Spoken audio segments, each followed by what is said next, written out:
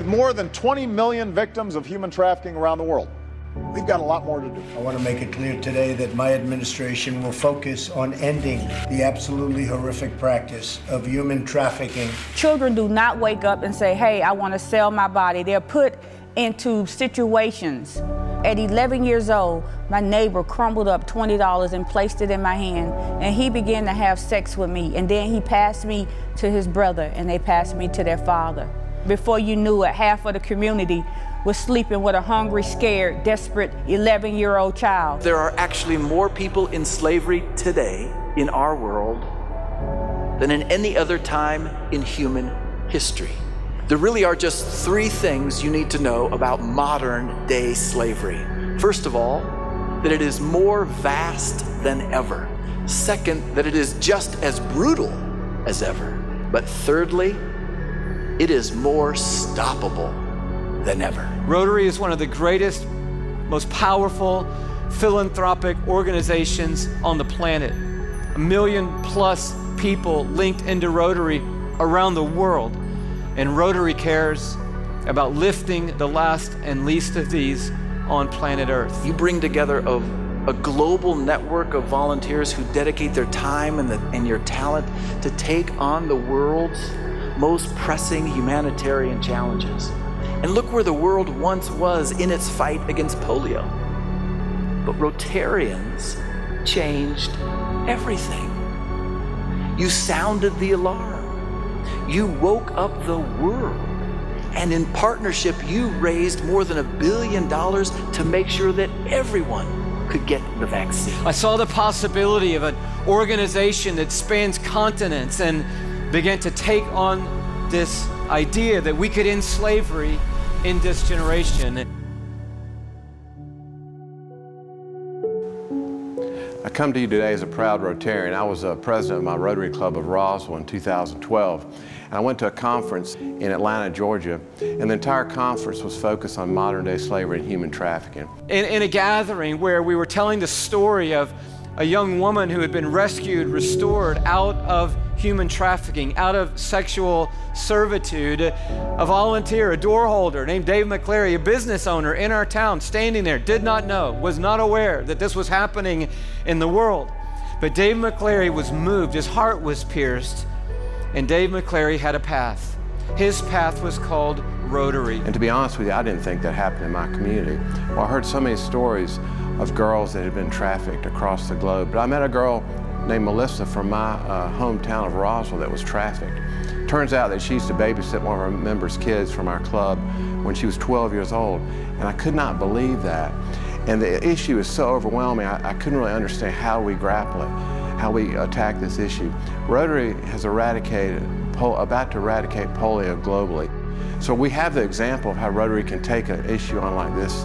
And so I just thought, why not human trafficking? And today, I believe Rotary is uniquely positioned once again to change everything. For the first time in human history, there is a generation alive that could bring an end to slavery as a force in human affairs. In thousands of years, this has never been possible before. But now, on your patch of history, it is possible. This is an issue that affects every community in the entire world. And I realize with our 6 areas of focus how human trafficking affects so many of those areas. And with Rotary in 120 countries, 1.2 million Rotarians, and 34,000 clubs globally, I know it can be done. We are doing away with the idea that human trafficking is something that doesn't happen anymore, or that only happens somewhere else. It is here, and it is now, and it is everyone's responsibility to recognize that. Human trafficking must end. Again, my name is Steve Grissom, and I am a proud Rotarian. I represent RAGAS, which is Rotarian Action Group Against Slavery. I'm the Tennessee coordinator for that action group, and I appreciate everyone being here. This is a tough, dark subject to start the morning off with, and I know that's hard to enjoy breakfast and have a frank talk about that. So one of my counterparts, a person who's been vital in helping me establish this is Ben Turner, and Ben's going to start us off in prayer.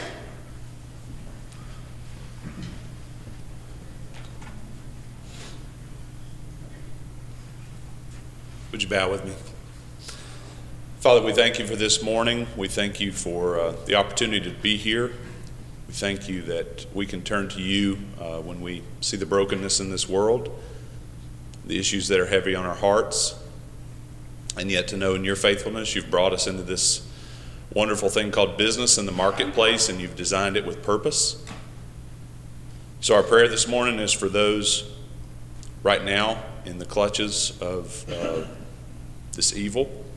And certainly we pray for their rescue and restoration. For those who are continuing on in their journey afterwards, thank you for seeing them through that. Certainly our prayers for those that might be in the way of this danger. Lord, would you protect them? Would our efforts serve as a preventative measure to keep them from this evil?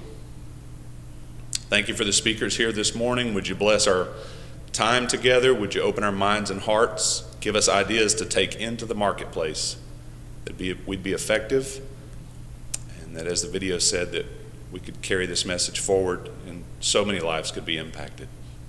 Thank you again for this time, for this food. Praise you in all things. I pray this in Christ's name, amen. Mayor Rogers.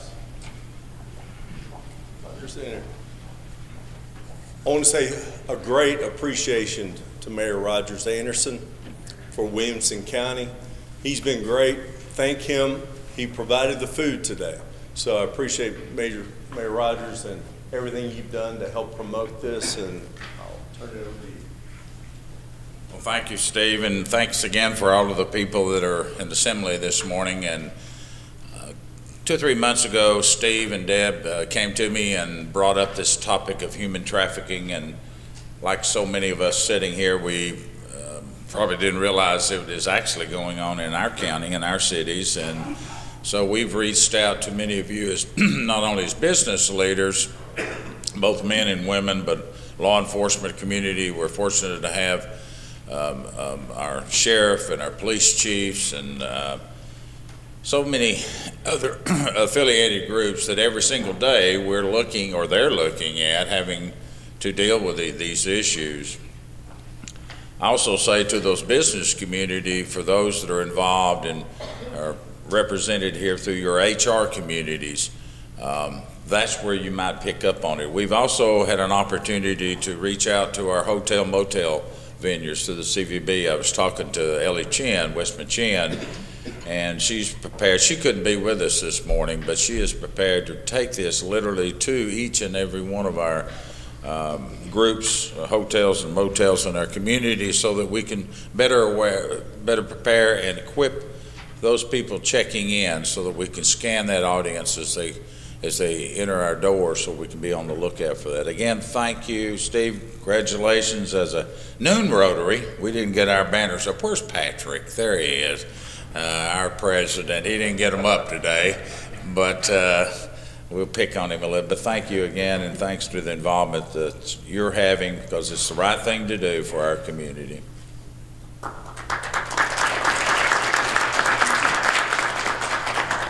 Patrick, I promise I did not put him up to that whatsoever.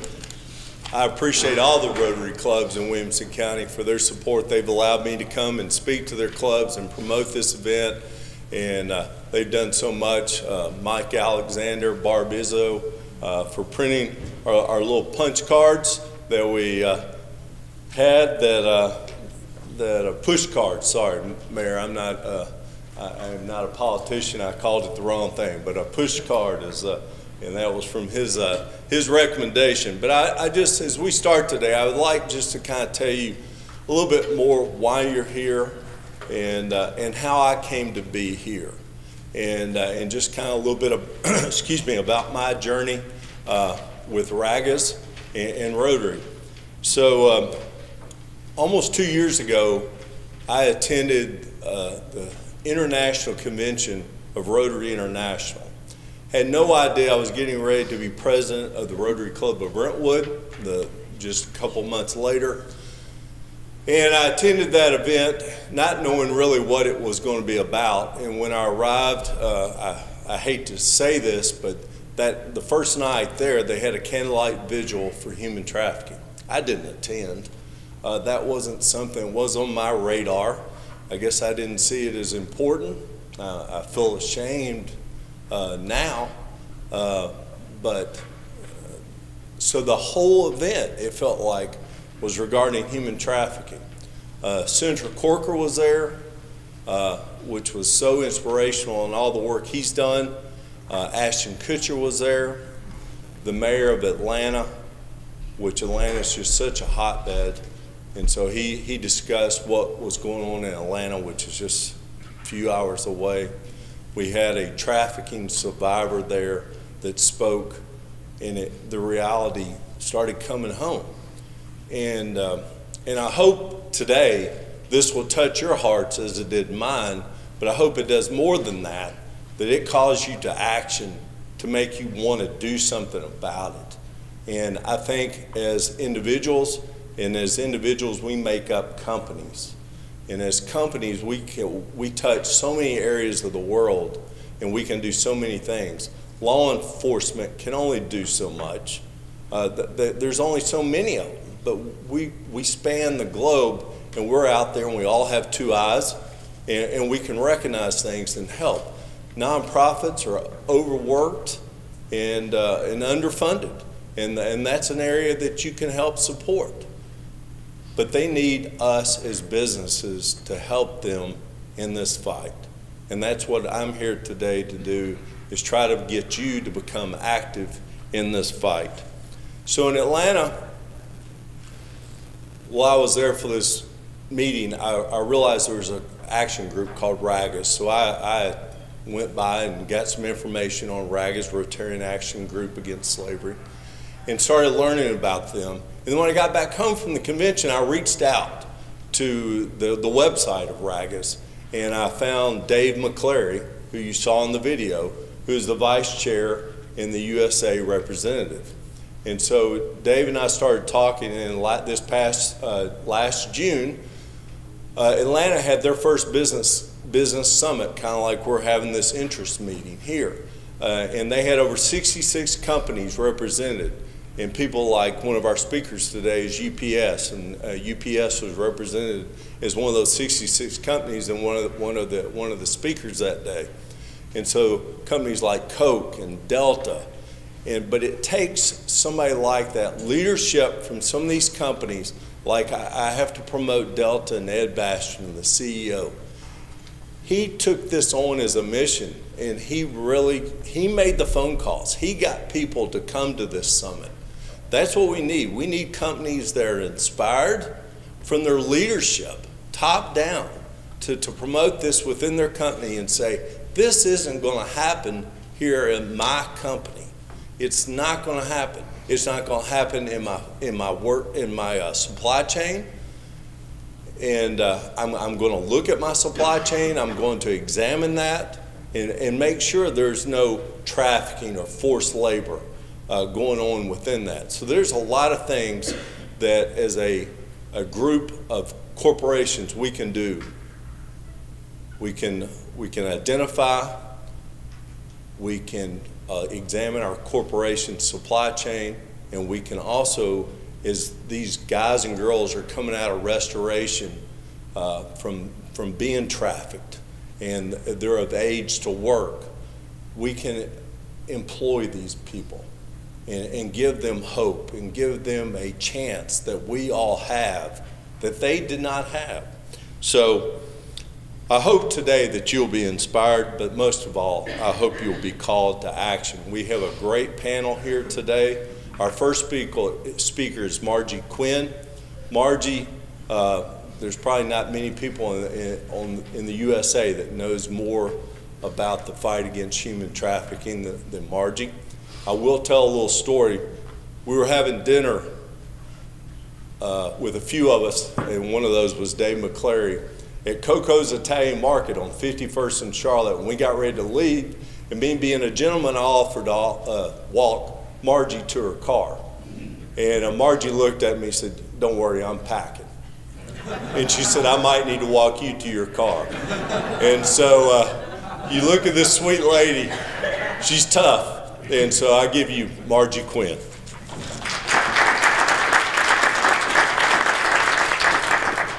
Thank you, Steve. 26 years in law enforcement, it's rare if I'm not packing, so to speak. Thank you for having me. I am thrilled to be here today to talk to you. I'm thrilled to be back in Franklin as a Franklin High School graduate. It's always great to come home. Just getting off the interstate, it feels like home again. I want to start out just by defining human trafficking. There may be some of you that have an idea about what trafficking might be, but don't really understand what the definition is. The TVPA, which is the Trafficking for Victims Protection Act, passed the United States Congress in 2000, but our state statute didn't come along until 2007. Those statutes mirror each other, and what they say is that when a person over the age of 18 engages in a commercial sex act by means of force, fraud, or coercion, that is human trafficking. So over 18, a commercial sex act, force, fraud, or coercion. Under 18, a commercial sex act occurs, period. The government does not need to prove force or fraud or coercion, just that a commercial sex act occurred and that the person was under 18. The code further defines a commercial sex act as a sex act that occurs when something of value is exchanged. And value can be any number of things, not just money. It could be drugs or shelter or food. If a person says, "Yes, I'll let you 13-year-old run away, sleep in my house tonight, but if you do that, you need to have sex with me," that's a human trafficking crime. So that is what human trafficking is. And it doesn't just happen overseas, it happens right here. In 2010, the Tennessee General Assembly passed a public chapter that called for a quantitative and qualitative study of human trafficking. I oversaw the research on that, and we partnered with Vanderbilt Center for Community Studies. And I like to say, at the end of the day, law enforcement and academia agreed on something. Big news, that's big news. If we can agree on something, then you can probably take that to the bank, right? And what we agreed on was that trafficking was occurring and was far more prevalent in our state than we could have ever imagined. That first study that we returned back to the legislature in 2011 found that trafficking was occurring in over 85% of Tennessee's counties. 85%. 78% were reporting at least a case of minor human sex trafficking, so sex trafficking when kids are involved. So again, it was much more prevalent. Also, I would add to you that this is a little anecdote from the study. Lake County in the northwest tip of our state, population 7,800 roughly, home of Reelfoot Lake, very small, very small population, reported 16 to 25 cases of minor human sex trafficking over a 24-month period. So that was a game changer for us, because what that told us was that trafficking was not an urban problem. If trafficking was occurring with at that degree in Lake County, then it was not a foreign national problem, not been a great influx of Eastern Europeans into Lake County. We would have heard, right? And it's not an urban problem, which means it's an anywhere, and it's an anybody, and it's an everywhere problem, which means it happens right here. It happens everywhere. So in 2015, the TBI got 4 new special agent positions just to work human trafficking.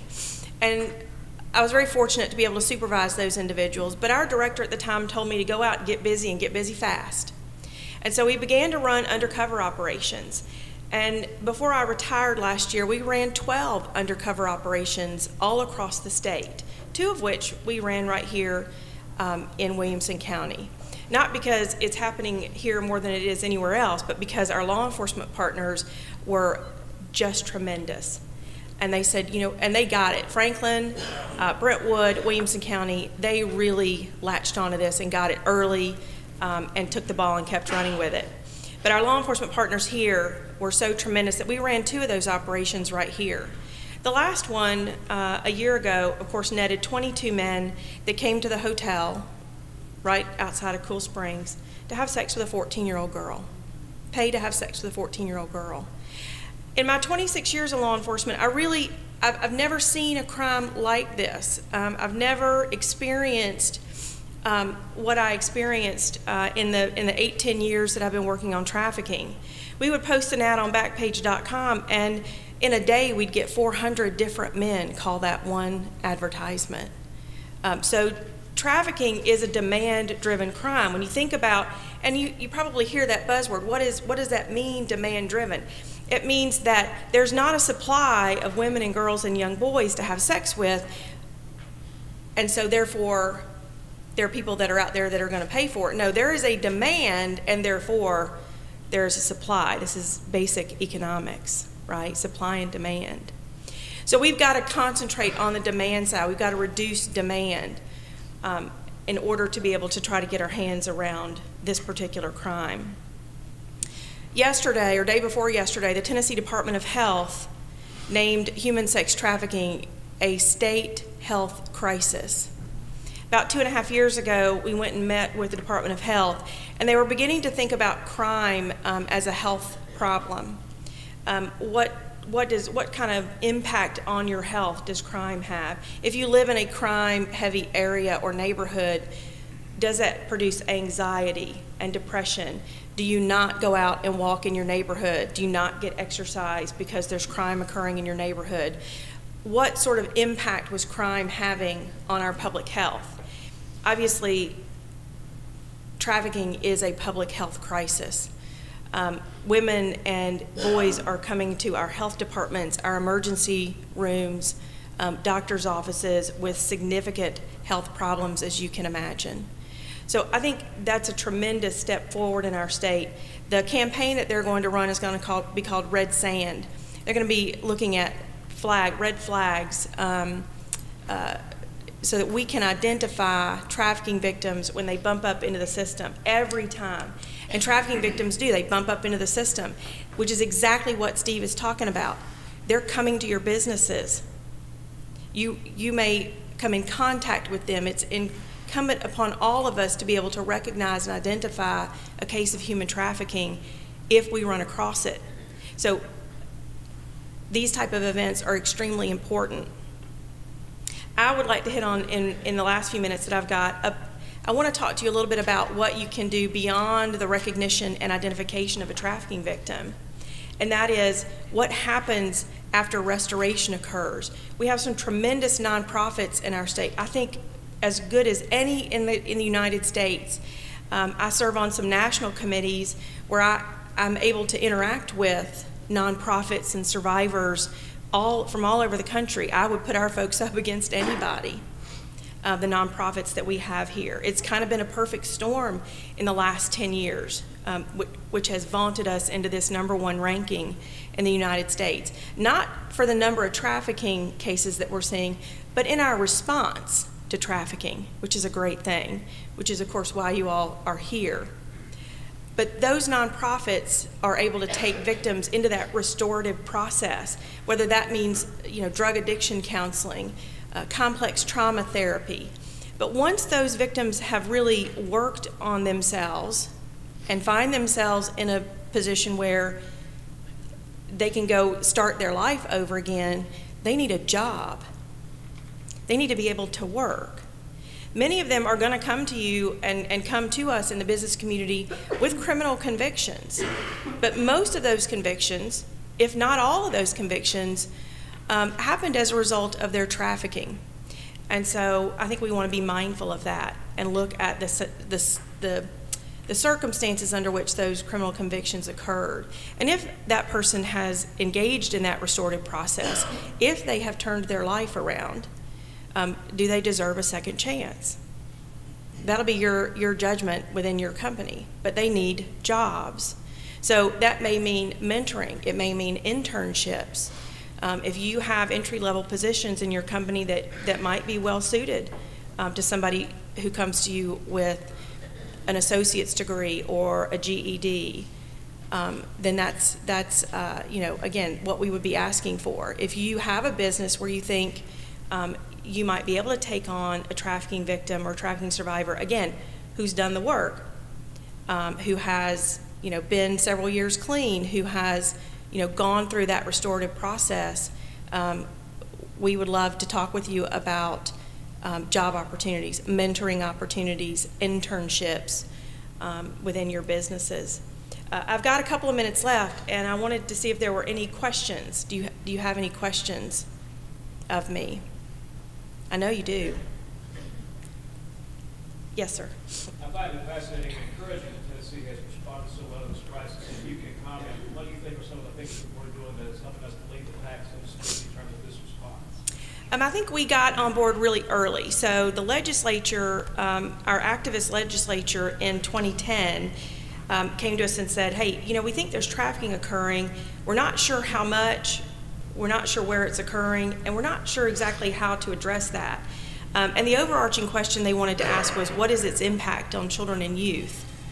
And so that early study, I think, where we both qualified it and quantified it, it's a mixed methods research project, really, I think, put us on the road in the right direction.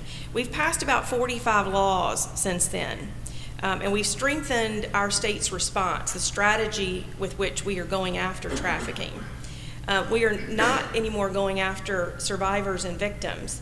We're actually going after perpetrators, the people who are both promoting and purchasing sex from minors. 8 years ago, it was a misdemeanor in this state to buy a 14-year-old girl for sex. Now it's a Class 8 felony. So I think we've got our mind wrapped around what this is and what it means for us. Again, I think it was a perfect storm. I think we had the right legislature and the right law enforcement, the right nonprofits, the right advocates at the table. Everybody sort of checked their ego at the door and just got down to business, just sort of grinded it out.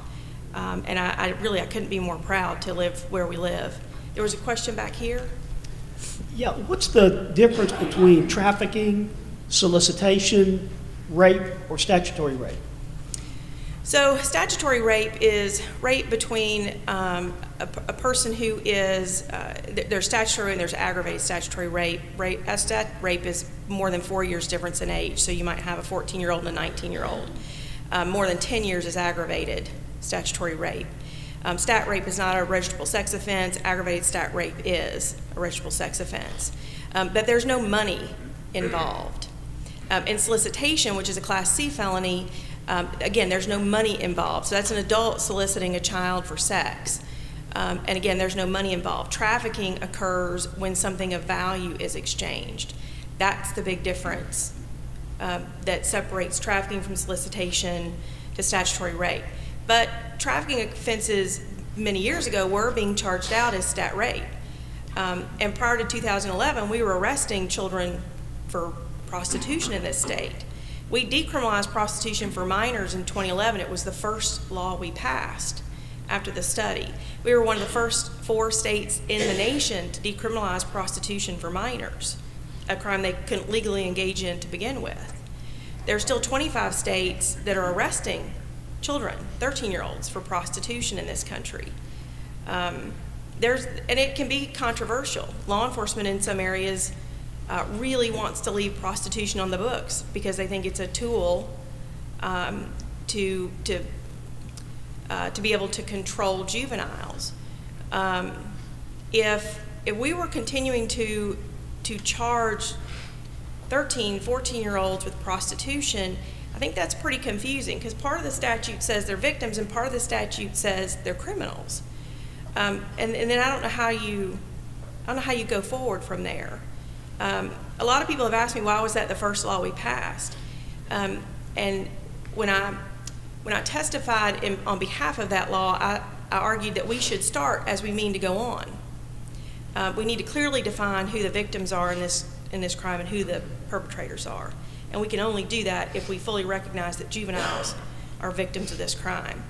And I argued to the League of Women Legislators or representatives in D.C. last month, if you can charge a juvenile with prostitution, you can probably charge her with a few other things. You don't need to hang that prostitution label on her. Yes? I'm sorry, go ahead. You said that this is a public health crisis. Yes. It's been designated as that, right? Yes. So what are we doing for consumer-facing education? So as a marketing guy, that's the first thing I go to. We have, Ticket or Click It.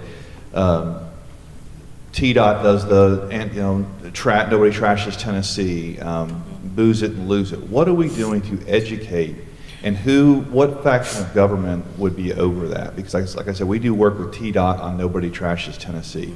I want to get involved and figure out who is going to be the consumer-facing education piece of this, because I guarantee no one understands. I'll leave on this. Pornography is a victimless. We've been conditioned to think that pornography has no victims. Right. People have no clue how deep-rooted this problem is here and what the consequences are, because I think the men are the ones who get off the easiest. So how do we educate so people don't make those 400 calls to your back page ad? So the TBI has an outreach program called ithastostop.com, and it has to stop. That .com is where you can find a lot of information. That was our advertising campaign. We have received grant money. Over the 8 years, we probably had about, $500,000 to $600,000 in grant funding. We used that to set up billboards all over the state of Tennessee. We filmed PSAs, which ran on television. But that was the marketing campaign that we engaged in.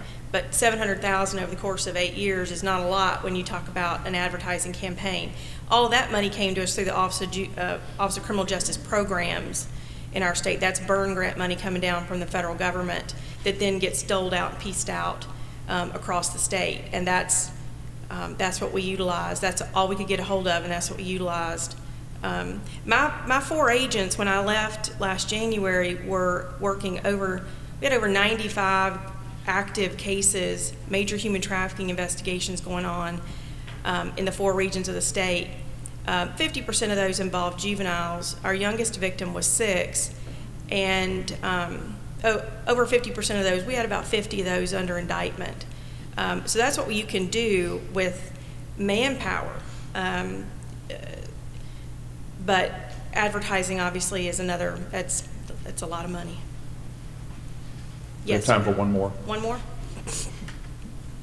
Are you going to talk about how the pimps or the traffickers lure these young people into their web, and like the lures?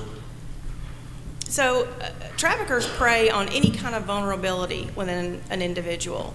And obviously children are extremely susceptible. There are a lot of common threads and themes that run through trafficking victims that we see. Early childhood sexual abuse that's been unmitigated and untreated, runaway poverty. When we look at the system, we're looking for runaways and truancy events. Dallas PD has been tracking this for quite a while. They have a high-risk runaway unit. They've probably been in the business 10 or 12 years and recognized it for what it was all that time. Their data suggests that about 92 to 95% of juveniles who run more than 4 times in a calendar year are trafficking victims. Because children who are on the street, if they're not in their buddy's basement for a couple of days, right, and the parents didn't know it, they steal, they deal, or they sell themselves. Those are the only things they can do to eat once they get on the streets. In the state of Tennessee, we have between 600 and 900 children who are reported missing every single month. I was the supervisor of the Missing Children's Clearinghouse for over 10 years in the state. Roughly 50% of those are runaways. NISMART, which stands for National Incident Studies for Missing, Abducted, Runaways, and Throwaways, it's the most quoted study in the world with regards to the commercial sexual exploitation of children. They tell us that 1 in 3 children are approached for the purposes of commercial sexual exploitation just by virtue of being a runaway. So the odds are stacked against us. We've got about 50 kids in the state that have been missing longer than 5 years. And the problem is, we talk about nonprofits being overrun. Police departments and law enforcement agencies are overrun as well. And if you're dealing with those kinds of numbers of runaways, we don't have enough manpower to be tracking those kids down. And neither does the Department of Children's Services. So it's a great question. I wish I had a better answer for that. Thank you so much for your time. I appreciate your attention. If you need anything, please don't hesitate to reach out. Thank you.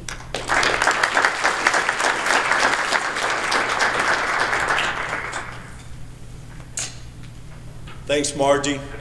As I told you, she is the expert, and it is just common knowledge to her. For me, it's study and to learn those facts, and she lives it every day, so she understands what's going on.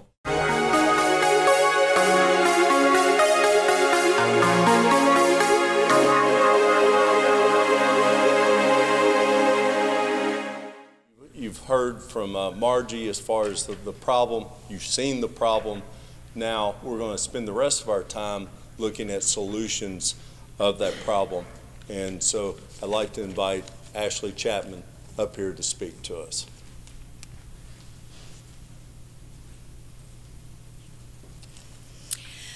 Well, good morning. Nashville, I'm a native Nashvilleian. Not many of us left, although I just moved to Wyoming. So it's gorgeous up there too, and it's very early for me this morning. But I'm thrilled to be with you, Steve. And Ben, thank you so much for putting this together. Thank you for coming. Today, I think you must know, is the National Human Trafficking Awareness Day. You're honoring that by your presence here today. Oh, thank you. Yes. And I get to steward this lovely organization here, the Alliance for Freedom, Restoration, and Justice. We support over 7,000 anti-trafficking organizations serving out in the field, and it's multi-sector.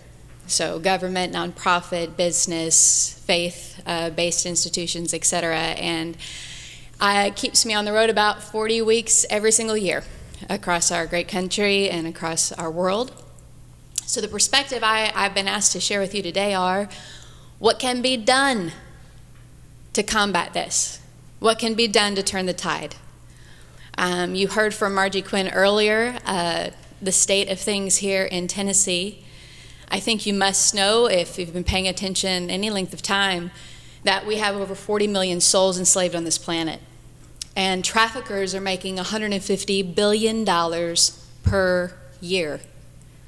To put that in perspective, that's more than Apple, Google, Berkshire Hathaway, Wells Fargo, and JP Morgan combined.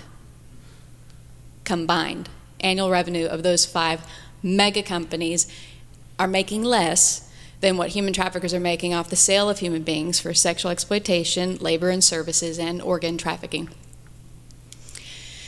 So what do we believe? I believe this with all my heart. Human trafficking does not have to exist.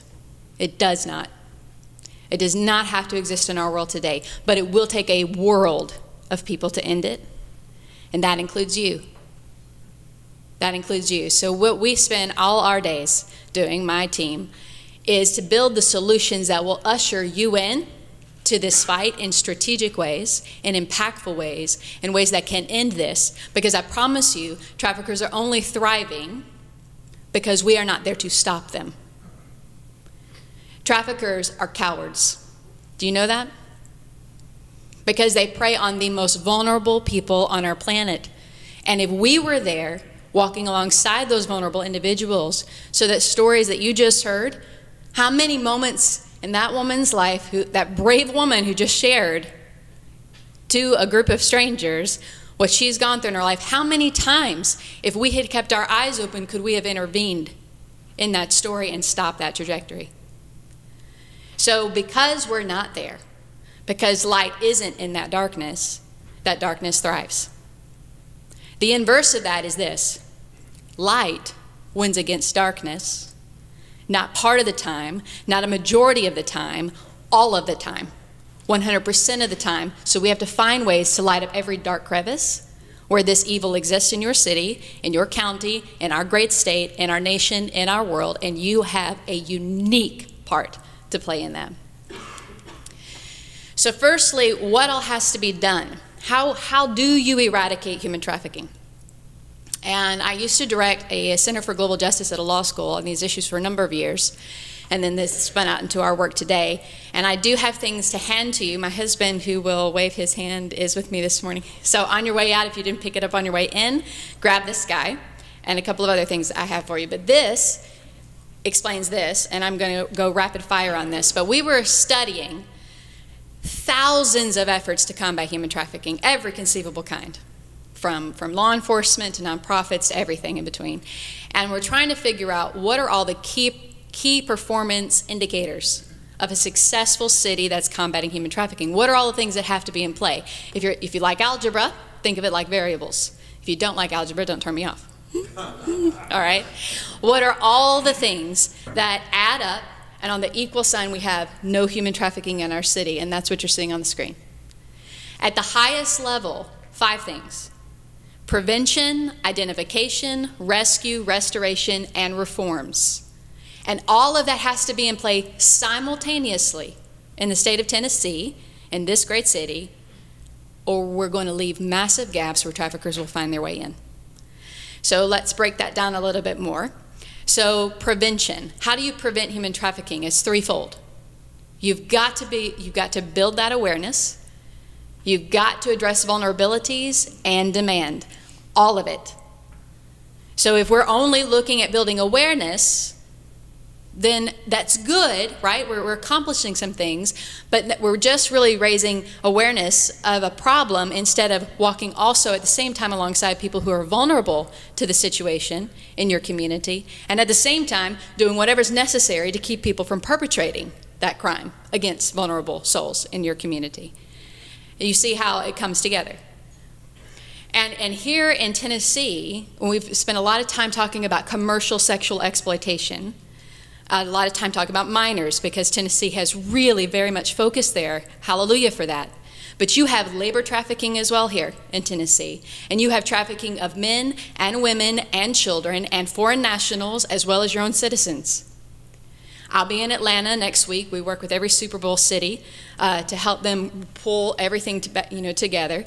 And I'll be with our council, our Freedom Council, and Dave McCleary, who represents Ragas on that council. And I will be together continuing our work to help design something that will work for every Rotary club in the world to combat this on a local level. But that awareness, demand, and vulnerability nexus then has to move into identification. So how do you identify human trafficking? And that's an issue of training as well as it is outreach. And then you move to rescue. And I'm just going to popcorn this because I want to share with you how business especially is uniquely positioned here. But when you get to rescue, and this is where a lot of people sit in their minds, I'm convinced you're not already engaged in the work to combat human trafficking, not because you don't care, but because you struggle to know how to make a difference. And we struggle with that because we think we've got to become maybe an FBI agent, which I'm friends with those guys, they're awesome, right? Or a TBI agent, or maybe I have to become a doctor, or maybe I have to become a prosecutor, or a cop, or something. I guess if I can't become one of those things, there's no way for me to intersect with this and impact it. And the reality could not be further from the truth. So our minds rush to rescue, and they rush to restoration. And we feel like if we can't attach to those two places, maybe there's not a way for us to make a difference. What I want you to see on this slide is that there are so many ways that your community has to be lit up. And not to be overwhelmed by that reality, but to see it as an opportunity for you to engage, right? So when we get to rescue, it's not just an issue of intervention. We need temporary shelters. We need immediate services available, medical and dental and psychological and familial counseling. I can't tell you how many times we've come to the aid of a survivor who was brought into a restoration home, but no one asked if she had kids. And she was so traumatized at the moment, she wasn't offering that information. And then the trafficker is trying to terminate her parental rights and keep the children months later. And that's a mess of a thing to clean up. And so we've got to have legal assistance. And then when you get to, and then victim advocates, people who are walking alongside survivors and making sure they're not lost in the system. And they do get that first and second and third and fourth and whatever it takes to create that pathway to success. But when we swing to restoration, it's not just an issue of aftercare, but reintegration as well. So the world woke up to human trafficking in 2001, the United States in 2008.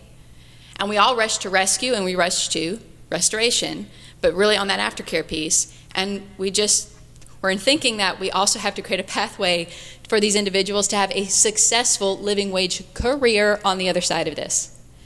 And I'll come back to a very exciting program I'd like to highlight there. And you just heard the woman's story right before me who was sharing that the Thistle Farms, right? So they train on social enterprise, and they're trying to create pathways, and that's a keen way you can help. You can help not just the survivors themselves, but help break that cycle in their families. And this is true globally as well. And then we move to reforms, legal, policy, and systems reforms. So all of that has to be in play here, all at the same time, for every single demographic that's being trafficked in your state and your city in order to succeed. Let's talk some business ideas. So firstly, if you're shaking in your boots, maybe, that's a new Wyoming saying I'm picking up, see? If you're shaking in your boots and you're saying, well, that's a lot, how am I going to distill this information? I want you to think of this 3 ways. So help me today. Don't just be listening for information, be thinking about how you can impact this. So, and here's the 3 lenses I want you to think through. How might you enhance what you're already doing? That's a simple step. Just enhance what you're already doing. So if you're a front-facing business, that works a lot with the public, just everyday public, a lot of people coming in and out of that. Are your people able to recognize human trafficking when they see it? Are you a safe place maybe? Where someone that's a designated safe place, who's been trained in your local community, that if someone's in need, they can come in, tell your manager or person on the floor, I'm in trouble, and then you just know who to call and can keep them safe till they get need. There's so many ways here, but how would you enhance what you're already doing? How would you come alongside others who are already doing it well, your nonprofits, your government officials, all of that, and then if there's a gap, how would you fill it? Because I promise you there are gaps. So how might you as a professional, your company, your professional association, your civic group, your church, how might you fill that gap? So here we go. Let's talk about some really cool things that are happening. Voila. All right. So you're going to hear from UPS in a second. So I'm not going to steal their thunder, but if I'm in any other city, I do. I share about their work. You're going to hear all about it here in a moment. But let's go on down the line. Chick-fil-A. So I've been with the Chick-fil-A leadership recently because, do you know this? You probably don't. And they sponsored, looks like, I love Chick-fil-A. I was just at their headquarters 2 weeks ago. Their sweet tea got me through law school. It was amazing. But do you know that traffickers know you feel safe sending your kids to Chick-fil-A? So they are sending in recruiters. And I've been in multiple cities across this country where law enforcement are picking up children who've been rescued from traffickers, and it started because some handsome young kid approached your daughter at a Chick-fil-A when she was there by herself with her girlfriends, because you felt safe sending it to a family-oriented businesses. So we're working with Chick-fil-A to help their owner-operators understand this reality and combat this in their restaurants. And there are lots of other ways that they're going to combat this, but that's key. That's key. Anthem. I love Anthem. So Anthem sits on our Freedom Council. Anthem owns AmeriGroup, Blue Cross Blue Shield. You probably know this. And they have committed this month, because it's also the Global Human Trafficking Awareness Month, to send out a digital certification we just created on human trafficking awareness. I'll talk about that later because I think you'll want to take it. But they're going to send it out to all 55,000 doctors and nurses and social workers in their network to get them to accelerate their learning curve on what is human trafficking, what do they need to do to see it, what's their unique role in combating this. But in addition to that, Anthem holds tons of information around foster care children that they're providing insurance for. And do you know in the state of Georgia, which is where one of their headquarters is, on average, when we're rescuing a child from domestic minor sex trafficking, that child has gone through 14 foster care homes. That's the average placement history. So here you have a company, a healthcare company, that is in an unbelievable position to start to monitor those red flags as those children are spinning into those different systems. Because even though the Department of Children and Family Services and the police departments and the schools are saying children go from here to here to here to here, and they're unable to share that information fast enough to notice when this child's about to spin out into the hands of a trafficker or already has, Anthem is in a very unique position to do it, and they're working on it right now. It's a very exciting project that will become a national model. IHG. So your hotel groups, and I heard from your mayor earlier, your hotels here are doing this as well, but where is trafficking happening, especially commercial sexual exploitation? Well, of course it's happening in hotels. Of course it's happening on streets and in cars. But your hotels, your places of business are being used for this heinous thing. Heinous thing. And my husband will let you know, whenever we stay in a hotel, which is a lot, I'm always like keenly keeping an ear out and an eye open for things that will happen in that hotel establishment. And so you've got to train. And there are codes that hotels can become part of. There are trainings, amazing trainings from ECPAT, but IHG was one of the very first hotel groups to jump on board this, and they're training their people all over the planet. Not just how to see it, not just but how to report it, and how to become part of the solution by offering job opportunities to survivors on the other side. It's very exciting. Metro Atlanta Chamber of Commerce just jumped on board our council, and they're doing some amazing things. They hosted all kinds of trainings for businesses in their city. And in advance of the Super Bowl, we've been collating all of the needs, the funding, tangible, and service needs of every direct service provider in Atlanta who'll be caring for survivors who are being rescued during the Super Bowl weekend. And the Metro Atlanta Chamber is getting that information out so we can meet every single one of those needs. It's so exciting. Randstad. So Randstad's a global staffing firm, if you've heard of them. And they came to me about 5 years ago saying they were very passionate about this issue. What could they do to impact it? And of course I said, well, who are you? You're a staffing firm. And one of the key gaps in this whole entire movement is to provide a stepping stone, a bridge, a pathway for survivors post-restorative care programs to create something that will lead them to a living wage career job. So they created it. They call it Higher Hope. We helped them craft this. H-I-R-E, Higher Hope, and it's been going for 5 years with an 87% success rate, which is huge, of placing all of their graduates in full-time career opportunities. And Coca-Cola is participating in this, their corporate office. UPS, I believe, participates this in Atlanta, and several other companies, and we're trying to help them go global with that concept. But that's something that you could model if you're in a position to do that. Deloitte has helped us build technologies that are totally transforming cities to help them understand where their strengths are, where their gaps are. Deloitte's also speaking in at the highest levels of our government. They helped, as I did, on our In Modern Slavery Act, right, to provide some of the data that was needed, et cetera, that Senator Corker drove through Congress. Very exciting work there. And we've heard about Delta and American Airlines as well. So, how many more minutes do I have, if any? Great. Okay.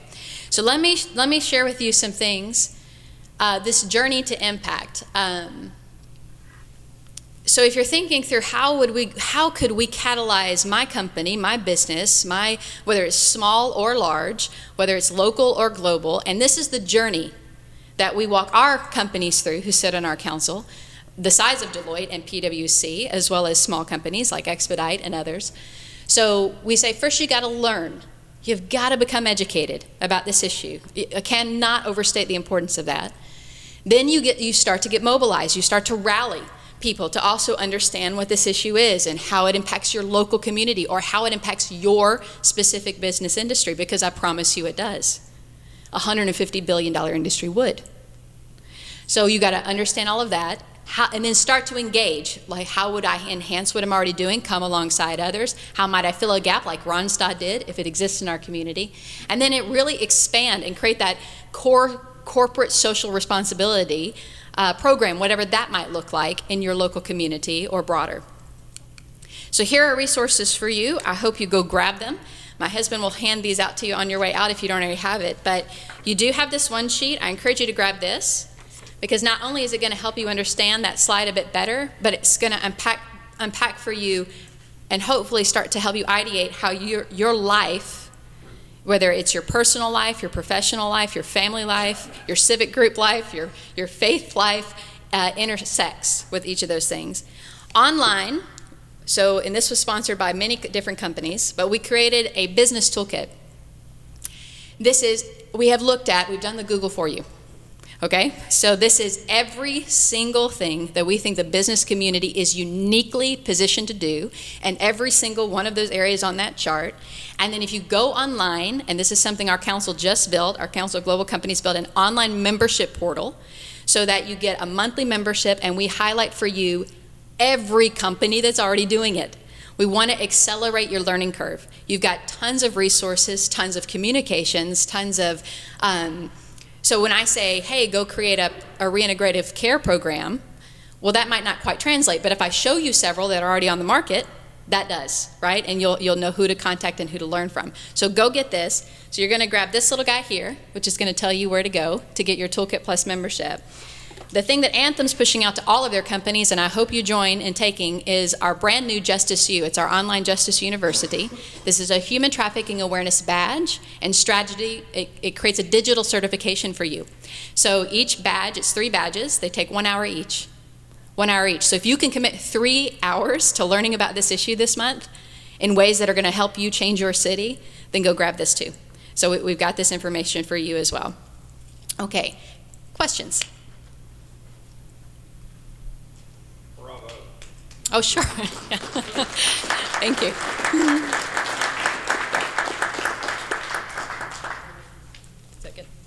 That is great. Okay.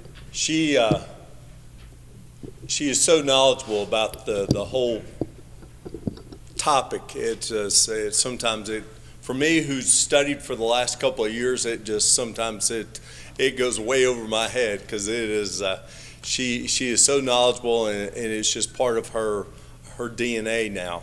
And so we appreciate you so much, and I'm sure she'll be around a few minutes afterwards.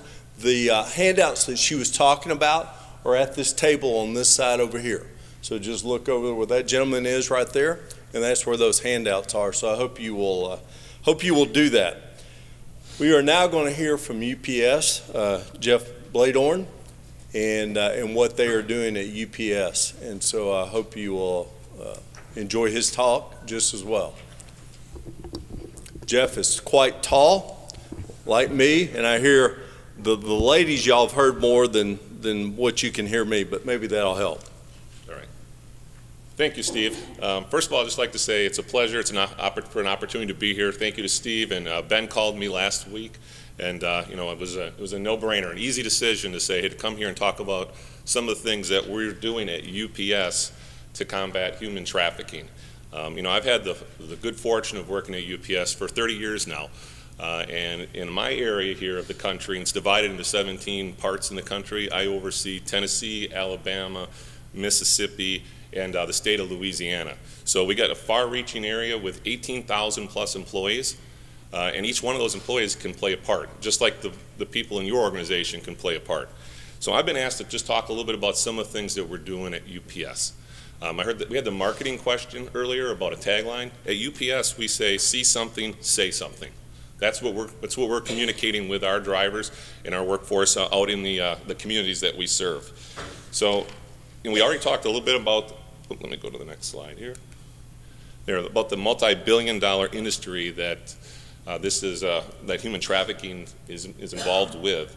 And at the average age of these people, these young kids, it's 13 years of age. And you know, when you start looking at those types of messages and you look at your own family, I have a 14-year-old daughter. It just pulls on your heart, and how can you not want to get involved and make a difference? And we talked about stopping the gap and what each of you can do. Obviously, there's a lot of big companies that are involved, but we need those grassroots companies as well, the mom and pop shops right there on the streets, because they see things that the big companies may not see. It takes everybody. It takes an army. So, you know, there's a lot of victims each year, and we've talked a lot about Atlanta, Georgia. Steve, you mentioned how it's a hotbed. And that's really sort of how we got involved at UPS. For UPS, our corporate office is out of Atlanta. So we have a lot of resources there. We were approached. We were talking about it with political officials. And then we started this journey really back at the end of 2014. And then we rolled it out into our organization across the country in 2017. So when you look at UPS, you know, just a few statistics, and there's a reason why I'm saying this. You know, the world's largest package delivery company. We deliver over 19 million packages a day. We move 3% of the gross domestic product. And we understand the logistics industry and that we're uniquely positioned. And some of the other speakers talked about how are you uniquely positioned to make a difference. And you know, when you look at truckers, okay, and I'm just going to classify, we have feeder drivers, those are our tractor trailer drivers, and then we have package car drivers, those are the brown vehicles that you see going around in your communities. But when you look at truckers as a general, they outnumber law enforcement 4 to 1. 4 to 1. So that's a lot of eyes, a lot of ears that can be out there creating that difference. But first you got to educate them on the process. So at UPS, we set up 3 objectives, and I'm going to go through each of these objectives real quickly.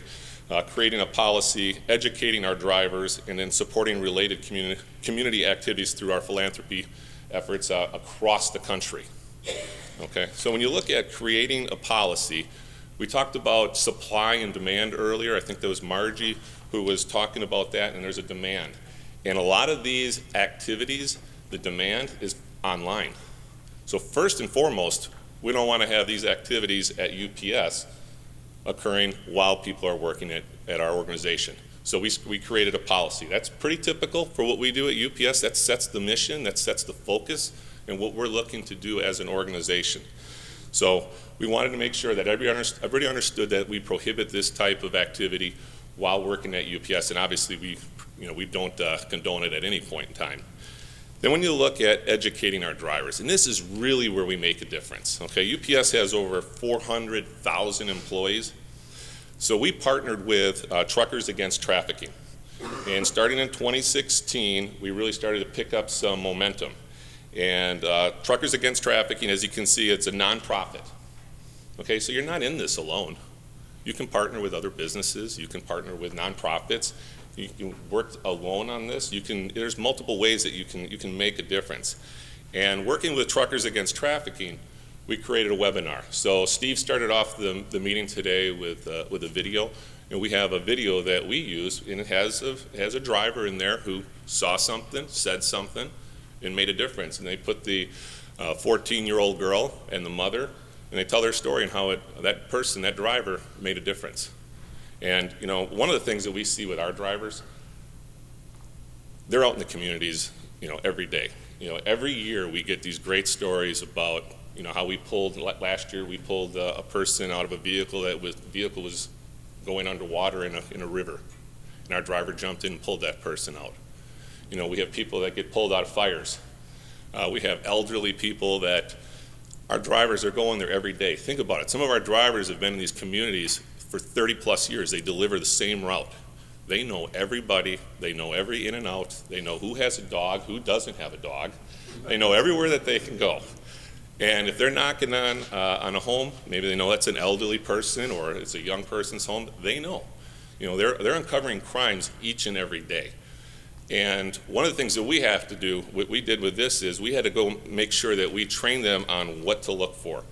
So we worked with Truckers Against Trafficking, and we did 2 things. First, we did a pre-work communication meeting. We talked about some of the signs that you need to look for. Okay, so when you're in these locations, if you see people that, are not sure about what they're doing, they're not usually there, you see different, in this case, men coming and going in different locations, you want to see something, say something. We teach our drivers not to make any type of rescue. We don't want any type of rescue. We want them to make the call. And it's okay to be wrong. We want them to make the good faith effort if they see something and they think it's suspicious, that they make that call. And our drivers carry this wallet card. That's the front half of it right there. Gives them the phone number that they can then contact and then make a difference possibly. It's better to make that call and be wrong than not to make that call at all, and it was an actual trafficking issue. So we really do promote that with our driver groups. Now, some of the other things that we talked about is some of the test pilots we did. And like I said, we did this back starting in UPS Freight, and then we moved it out with our drivers. And right now, we've trained over 96,000 drivers, and we've created this type of awareness through pre-work communication meetings, through the webinar video that we created with Truckers Against Trafficking, all about creating awareness. And I'm just gonna, being honest about it, I didn't know a whole lot about human trafficking, until our organization started doing this and started bringing it to my attention. I'm just sort of doing my day-to-day thing. I have a feeling there's probably some other people in this room that were just like that. And I took that opportunity then to say, okay, sit down with my family members. I have a 14-year-old daughter, and just educate her about that. And that's really where it all starts. It starts right there in the families, right there in the homes, and what you can do. And we talk to our drivers as well about going out and doing that same thing in their at their homes to create that type of awareness. So, you know, we've trained over 90% of our drivers in the U.S. So that's a lot of people, that's a lot of eyes. And we think about our drivers we talked about the motels and the hotels. Our drivers are in the back alleys. They see all of that. You know, they're everywhere. So anything that's going on, we're at the truck stops where a lot of this is taking place, these types of exchanges, you know, we can make a difference. So that's how our company is involved with it. Now, we've also heard, you know, from the speaker earlier talking about some of the things and some of the programs that can make a difference from a philanthropic outreach aspect. And I am very, very proud to be saying that UPS works hand in hand with United Way.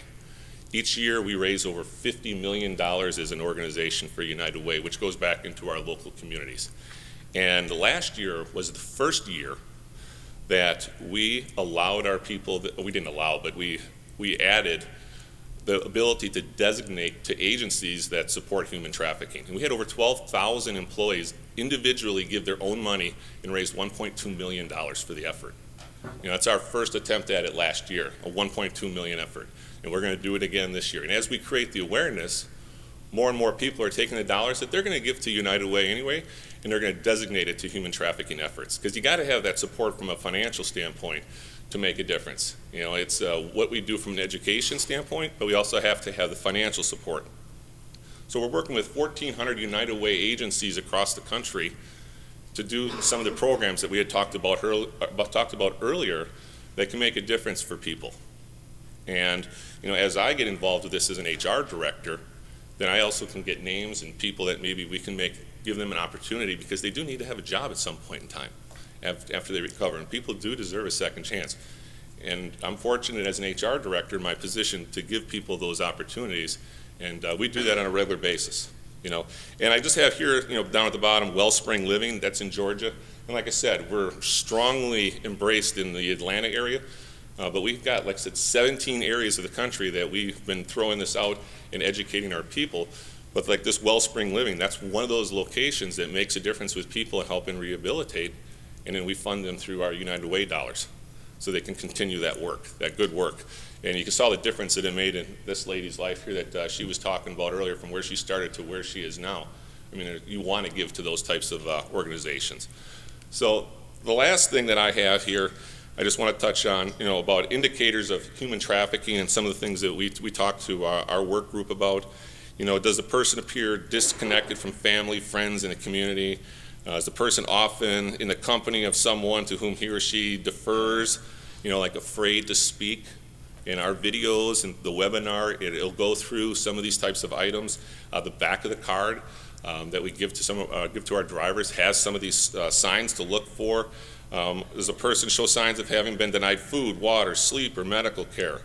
And you know, our driver may not pick up on something right away, but like I said, they've been in these communities in some cases 30 years straight. They're there day in and day out. They notice this stuff then. And it's just about creating that awareness. So that's just a little bit about what UPS has done. And you know, we talk about, and I just want to go back to this, you know, slide. You were talking about all these companies that are involved. Sometimes people can maybe think, well, maybe I just can't make a difference because I'm in a small company. And I know I said this already, but you truly can. You truly can. You just have to find your niche, how you can make a difference. And you know, I charge everyone in here, as you walk out of here, what are you going to do differently? What are you going to do differently to make a difference? Because you're here for a reason. And we need your support to continue to battle human trafficking. Because at the end of the day, it's right under our nose, and some of us don't even see it. And that's that awareness piece that we got to continue to drive. So those are our efforts at UPS. It's an ongoing effort in continuing to train our people. It's something that you have to talk about on a regular basis if you want to make an impact. It can't be just something you just sort of pass over.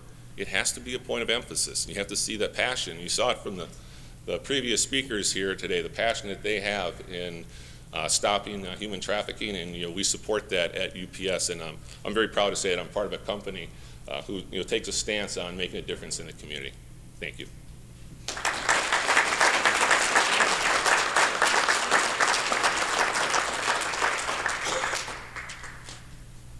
Thanks, Jeff.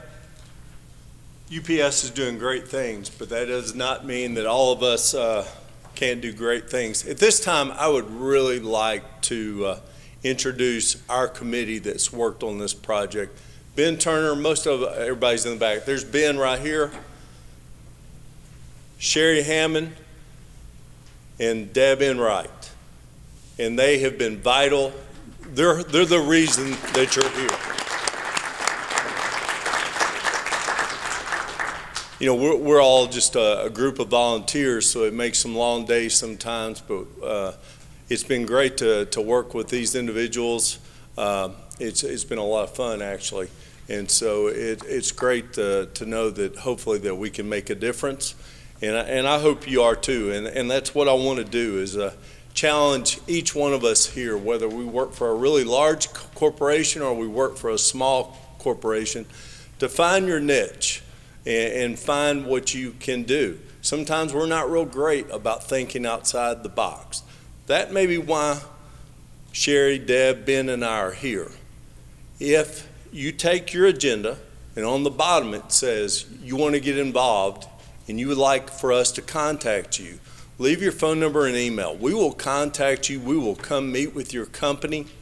We'll help you think outside the box to realize, are you a front-facing corporation, or are you a plumber? Or are you in homes? Are you in the service industry?